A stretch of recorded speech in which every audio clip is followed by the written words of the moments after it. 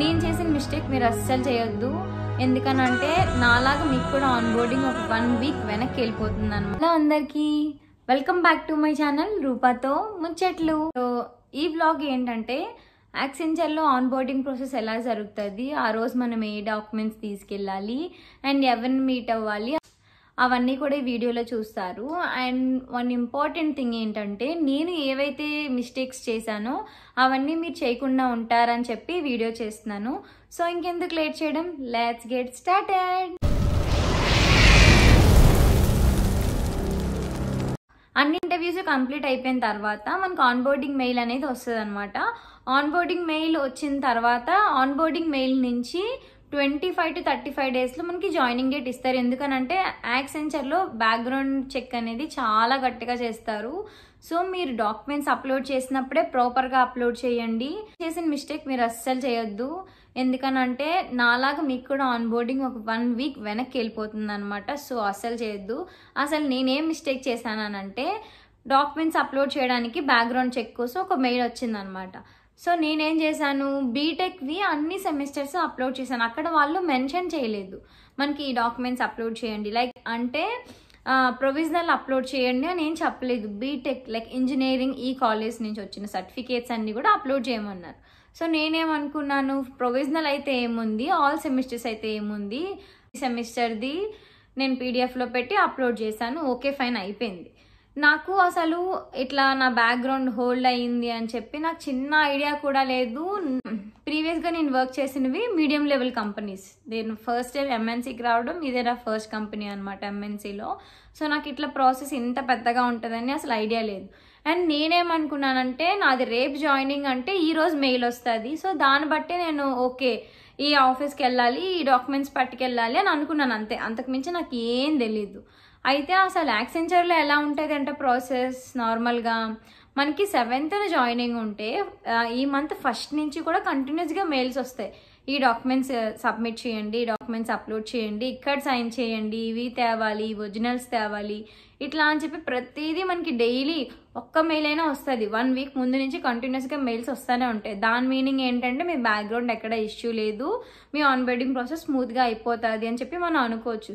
But నాకేంటంటే ఒక్క mail కూడా రాలేదు. నేనేం చేశాను, నాకు ఫైనల్గా నాతో శాలరీ డిస్కషన్ చేస్తుంది కదా హెచ్ఆర్, ఆవిడతో నేను మళ్ళీ కాల్ బ్యాక్ చేశాను అనమాట. ఇట్లా నాది ఈరోజే ఆన్ బోర్డింగ్, నేను నైట్ వరకు వెయిట్ చేశాను, ఒక్క మెయిల్ రాలేదు, బట్ ఈరోజు కూడా నాకు ఏం మెయిల్ రాలేదు, నాకేం అర్థం కావట్లేదు అని చెప్తే ఆమె చెప్పింది, నువ్వేం టెన్షన్ పడకు రూపా, నేను ఒకసారి చెక్ చేస్తాను అని చెప్పి ఒకసారి బ్యాక్గ్రౌండ్ టీమ్తోని అండ్ తర్వాత ఉంటారు కదా రిమైనింగ్ టీమ్స్ అందరితోని కూడా ఆమె కాంటాక్ట్ అయ్యి చెక్ చేసిందంట. ఏంటి మీది బ్యాక్గ్రౌండ్ హోల్డ్ అయిపోయింది అని. నాకు అర్థం కాలేదు, బ్యాక్గ్రౌండ్ హోల్డ్ అయిపోవడం ఏంటి, నేను అసలు ఎక్కడ ఫేక్ పెట్టలేదు, నేను ఎక్కడ స్కిప్ కూడా చేయలేదు, అన్నీ కూడా ప్రాపర్ డాక్యుమెంట్సే కదా పెట్టాను, నాది హోల్డ్ అవ్వడం ఏంటి అని మళ్ళీ ఒకసారి ఏ డాక్యుమెంట్స్ మీరు చెక్ చేసి చెప్తారా అంటే అప్పుడు ఆమె మళ్ళీ చెక్ చేసింది. చెక్ చేస్తే మీరు మళ్ళీ ఇంజనీరింగ్ది ప్రొవిజనల్ అప్లోడ్ చేశారా అన్నారు. అయితే నాకు ఆన్ బోర్డింగ్ ఇట్లా జాయినింగ్ డే కన్నా కొన్ని డేస్ ముందు, ఒక 10 days ముందు ఒక హెచ్ఆర్ కాల్ చేశారు, రూపా మీరు ఇట్లా బ్యాక్గ్రౌండ్ది ఆల్ సెమిస్టర్స్ అప్లోడ్ చేశారు, బీటెక్ది అప్లోడ్ చేయండి అని. సరే నేను చేశాను, బట్ ఏంటంటే దీనివల్ల హోల్డ్ అవుతుందని నాకు తెలీదు. ఎందుకనంటే రెండు ఒకటే కదా, ఏమైతే ఏమనుకున్నాను నేను. అయితే హెచ్ఆర్ చెప్తుంది, మీరు అప్లోడ్ చేశారు కదా అది అప్డేట్ అవ్వలేదు, సో బ్యాక్గ్రౌండ్ అనేది హోల్డ్లోకి వెళ్ళిపోయింది అని. అయితే నేను చెప్పాను ఒకసారి వాళ్ళతో మాట్లాడండి, నాకు 1 వీక్ వేస్ట్ అయిపోతుంది కదా. ఆమె అనింది నీకు నెక్స్ట్ వీక్ ఇస్తాను, మళ్ళీ మండే జాయినింగ్కి ఇస్తాను అని అంటే నేను అన్నాను లేదు ఒక 2 daysలో ట్రై చేయండి అని అంటే వాళ్ళు ఏంటంటే బ్యాక్గ్రౌండ్కి యాక్సెంచర్లో ఎక్కువ టైం తీసుకుంటారు కదా, సో అసలు చేయలేదన్నమాట. 24th నుంచి మళ్ళీ ఫస్ట్కి ఇచ్చారు. నాకు అక్కడ 6 days పోయింది అండ్ శాలరీ కూడా ఉండదు అనమాట నాకు ఆ 6 daysకి.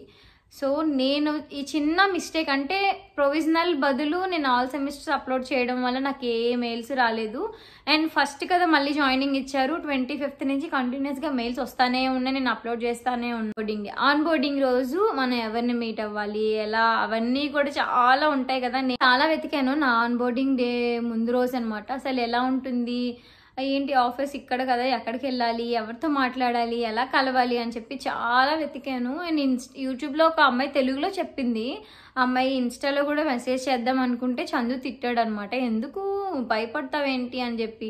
బట్ నాకైతే చాలా భయం. నాలాగా మీరు కూడా ఎవరైనా భయపడతారా ఏదైనా కొత్త ప్లేస్కి వెళ్ళేటప్పుడు? ఇలాంటి నాకైతే first day of school, college, office, ఏ ఆఫీస్కి వెళ్ళినా ఫస్ట్ డే అనేది ఒక తెలియని భయం నాకైతే ఉంటుంది. అయితే ఆన్ బోర్డింగ్ రోజు మ్యాక్సిమం హైదరాబాద్లో ఉన్న వాళ్ళందరికీ HDC 3 ఇస్తారు. HDC 3 ఇక్కడ లేకుంటుంది కదా అక్కడ అనమాట. మనకి సెక్యూరిటీ గార్డ్, ఐడి కార్డ్ లేనిదే అసలు పంపించడం అనమాట. సో నా జాయినింగ్ అని చూపిస్తే చిన్న స్లిప్లా ఒక ఆఫీస్కి తీసుకెళ్తారు. ఆయనకి మనం పాన్ కార్డ్, ఆధార్ కార్డ్ ఇచ్చేసి joining, pan card or Aadhaar card ఏదైనా ఇవ్వచ్చు. జాయినింగ్ మెయిల్ ఉంటుంది కదా చూపిస్తే మనకి హెల్ప్ డెస్క్ చూపిస్తే వాళ్ళు ఇక్కడికి వెళ్ళండి హెల్ప్ డెస్క్ అని చెప్తారు. హెల్ప్ డెస్క్ వెళ్ళిన తర్వాత మనకి 1 వీక్కి ఒక ఐడి కార్డ్ ఇస్తారు, టెంపరీ ఐడి కార్డ్ అని చెప్పి. ఆ ఐడి కార్డ్ వేసుకొని మళ్ళీ మనకి వాళ్ళు ఇంకో దగ్గరికి వెళ్ళమని చెప్తారనమాట. ఈ రూమ్కి వెళ్ళాలి, ఈ బేకి వెళ్ళాలి అని చెప్పి. అక్కడికి వెళ్ళినాక నార్మల్గా 10కి అనమాట మాకు ఆన్ బోర్డింగ్, బట్ మేము 9కే ఉన్నాం. మేమేం వెళ్ళామంటే మాకన్నా ముందు చాలామంది ఉన్నారు. నేనేమనుకున్నానంటే ఒకరిద్దరే ఉంటారు కదా, సర్లే 1 అవర్లో అయిపోతుంది అనుకున్నాను. బట్ ప్రతిసారి 40 to 50 మెంబర్స్ అయితే కంపల్సరీ ఉంటారనమాట.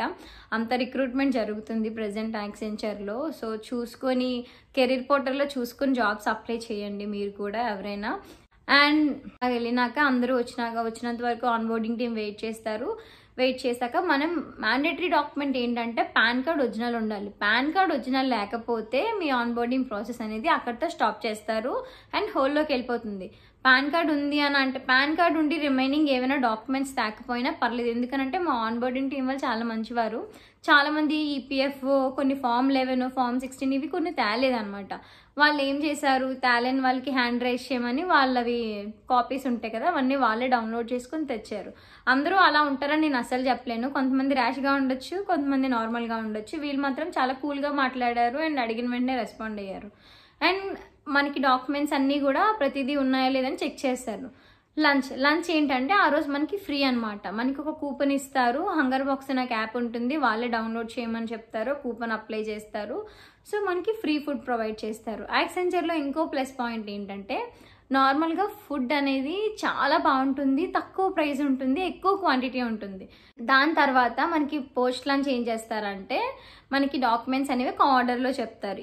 వాళ్ళు మన నేమ్ కాల్ చేయగానే మనం వెళ్తాం అనమాట. వెళ్ళి వాళ్ళన్నీ చెక్ చేస్తారు. Okay your on boarded, congratulations అని చెప్తారు. ఓకే ఫైన్ థ్యాంక్ యూ అని చెప్తాం. అప్పుడు ఏం చేస్తారంటే వాళ్ళు మీరు ఇక్కడ లొకేషన్కి వెళ్ళండి అంటారు. HDC 3 అనేది కన్ఫర్మ్ కాదు. నార్మల్గా వాళ్ళు ఏం చెప్తారంటే ఆన్ బోర్డింగ్ అయిపోయిన తర్వాత మీరు ఈ లొకేషన్కి వెళ్ళండి అంటారు. ఆ లొకేషన్ ఏంటంటే మనకి హైదరాబాద్లో డిఫరెంట్ లొకేషన్స్ ఉన్నాయి. HDC 2, HDC 3, HDC 4, HDC 5 అని. 3 అంటే ఇప్పుడు నేను చెప్పింది దివ్యశ్రీ ఓరియన్.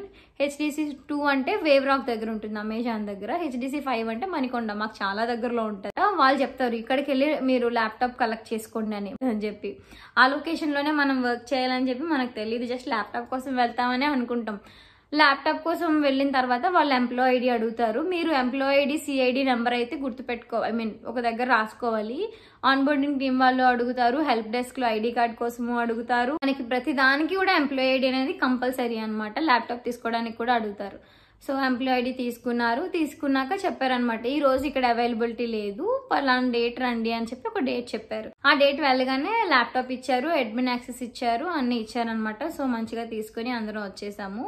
ఇలా అనమాట జరిగింది. సో నేను చేసిన మిస్టేక్ మీరెవరూ చేయకూడదు. అండ్ డాక్యుమెంట్స్ కూడా ప్రాపర్గా అప్లోడ్ చేయండి. మళ్ళీ రీచెక్ చేసుకొని అప్లోడ్ చేయండి. 2-3 సార్లు చెక్ చేసుకోండి. అండ్ ఎక్కడ సైన్ పెట్టాలో అక్కడ మాత్రమే సైన్ పెట్టండి. ఎక్స్ట్రా సైన్స్ అట్లా ఏం పెట్టకూడదు. ఎక్స్ట్రా డాక్యుమెంట్స్ కూడా పెట్టకూడదు. సైన్ తేడా వచ్చినా మనకి బ్యాక్గ్రౌండ్ అనేది హోల్లోకి వెళ్ళిపోతుంది. నాకు అసలు ఏం లేదు, బ్యాక్గ్రౌండ్ హోల్లోకి వెళ్ళింది అని అంటేనే మీకే అర్థమవుతుంది కదా. ఈ ఆన్ బోర్డింగ్ ప్రాసెస్లో ఏమైనా డౌట్స్ ఉంటే నాకు కమెంట్ చేయండి, నేను చెప్తాను. అండ్ నా ఇన్స్టాగ్రామ్ ఐడి JustRoopa_C అని ఉంటుంది, అక్కడైనా మీరు పింక్ చేయొచ్చు. నాకు తెలిసి ఈ వీడియో 10 మంది చూస్తుంటే అందులో ఒక్కరికైనా హెల్ప్ అవుతుంది అని అనుకుంటున్నా. ఐ హోప్ మీకు హెల్ప్ అవ్వాలి. అండ్ మీకు కూడా ఈ వీడియో అనేది యూజ్ అవుతుంది అండ్ నచ్చింది అనుకుంటేనే సబ్స్క్రైబ్ చేయండి, లైక్ చేయండి అండ్ షేర్ చేయండి. And thanks for watching. Bye.